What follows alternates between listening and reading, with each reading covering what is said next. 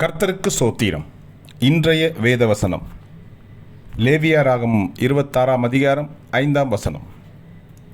திராட்சைப்பழம் பறிக்கும் காலம் வரைக்கும் போரடிப்பு காலம் இருக்கும். விதைப்பு காலம் வரைக்கும் திராட்சைப்பழம் பறிக்கும் காலம் இருக்கும். நீங்கள் உங்கள் அப்பத்தை திருப்தியாக சாப்பிட்டு உங்கள் தேசத்தில் சுகமாய் குடியிருப்பீர்கள். ஆமென். லேவியராகமம் 26:5. திராட்சைப்பழம் பறிக்கும் காலம் வரைக்கும் போரடிப்பு காலம் இருக்கும். விதைப்பு காலம் வரைக்கும் திராட்சைப்பழம் பறிக்கும் காலம் இருக்கும். நீங்கள் உங்கள் அப்பத்தை திருப்தியாக சாப்பிட்டு உங்கள் தேசத்தில் சுகமாய் குடியிருப்பீர்கள். ஆமென்.